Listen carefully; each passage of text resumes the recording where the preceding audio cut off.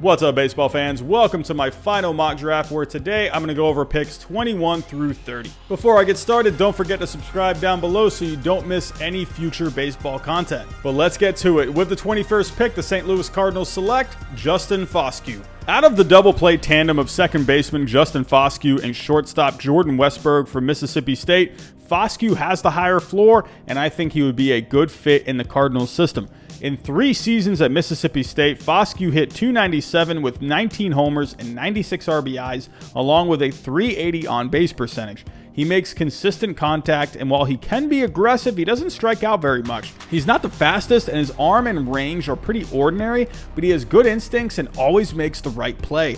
However, because of his below-average range, his utility value is limited, but he could see some time at third or in one of the corner outfield spots. With the 22nd pick, the Washington Nationals select Cole Wilcox. There's a lot to like about the righty out of Georgia. At 6'5" and 230 pounds, his fastball routinely touches anywhere from 93 to 98, along with a plus slider and a decent changeup. What holds him back, though, is his ability to throw strikes, as he walked about 6 batters per 9 innings in 2019. However, he did improve this in a shortened 2020 season, only walking 2 batters in 23 innings. If he's able to keep his control under check, he has a very high ceiling in the major leagues. With the 23rd pick, the Cleveland Indians select Robert Hassell. The Indians tend to go with prep bats, so why not go with the most upside available in Robert Hassell? He's one of the better hitting prep bats in this draft. However, his swing at the moment is more of a contact style swing, but if he adds some more loft to it along with some more mass to his frame, he could absolutely add some power down the road, and he could end up being a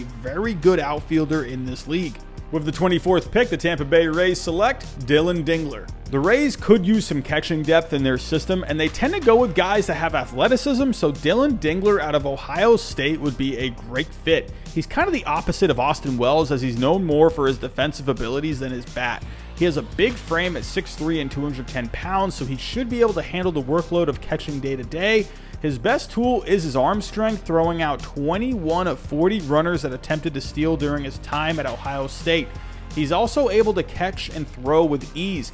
Dingler is still making improvements offensively, only hitting .244 in 2018, but in 2019 he hit .291, and in 2020 in a shortened season he hit .340 with 5 homers.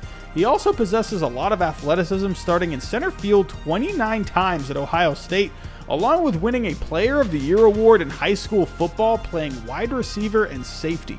With the 25th pick, the Atlanta Braves select Jared Kelly. The last of the best high school pitchers, Jared Kelly finally gets picked here at number 25 by the Braves. Out of the 3 high school pitchers, Kelly, Abel, and Bitsko, Kelly shows the best fastball out of the bunch, consistently sitting in the mid-90s with ease. He also possesses a really good changeup, along with a pretty smooth delivery. What holds him back from going higher in this draft, though, are a few things.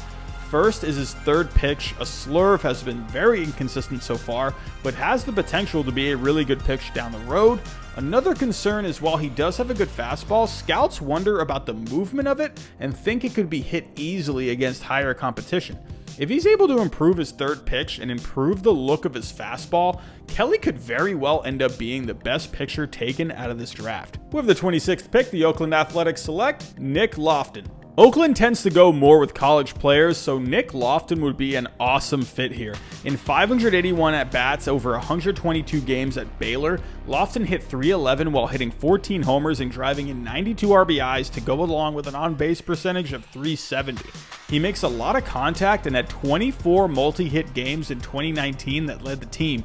He's also a great shortstop and has the ability to play all over the field because he has really good instincts and awesome arm strength. What holds him back, though, is his track record of hitting for power. During most of his time at Baylor, he had more of a level swing that resulted in more contact, but in 2019, he started to implement a little more loft into his swing that resulted in more power.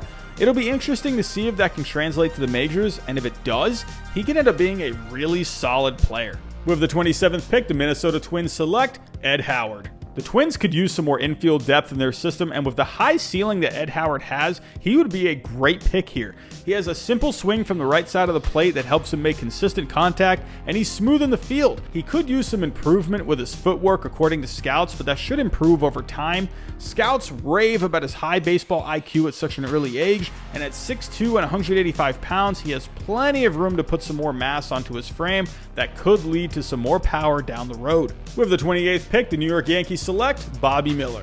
One name that I keep seeing being connected to the Yankees is Bobby Miller out of Louisville. He's 6'5", he weighs 220 pounds, he has a fastball in the upper 90s that can sink, he has a hard slider and a solid changeup. However, scouts wonder what his out pitch will be, considering he hasn't really thrown one consistently, along with his delivery not being the smoothest. Because of this, scouts do wonder about his control, which in 2019 he averaged 4 walks per 9 innings. If he's able to clean that delivery up a little bit and limit the walks, he'll have a pretty decent career in the majors. With the 29th pick, the Los Angeles Dodgers select Bryce Jarvis. At 6'2" and 195 pounds, Jarvis had an interesting 3 years at Duke. Early on, he was much lighter and had a fastball that sat around 88 to 92 miles an hour, but after gaining 20 pounds, his fastball started to sit around 92 to 96. He has an above-average fading changeup, along with an effective slider and a decent curveball. He has a repeatable delivery that helped him improve his control over the last couple of years, only walking 2 guys in 4 starts in a shortened 2020 season. Also, in one of those 4 starts, he threw a perfect game.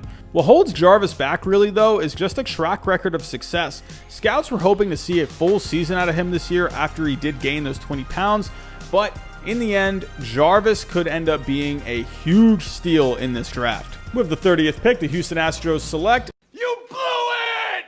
So that completes my mock draft. Tell me your thoughts down below and tell me what players would you like your team to pick. That's all I got for today. Thanks for watching. Have a good day.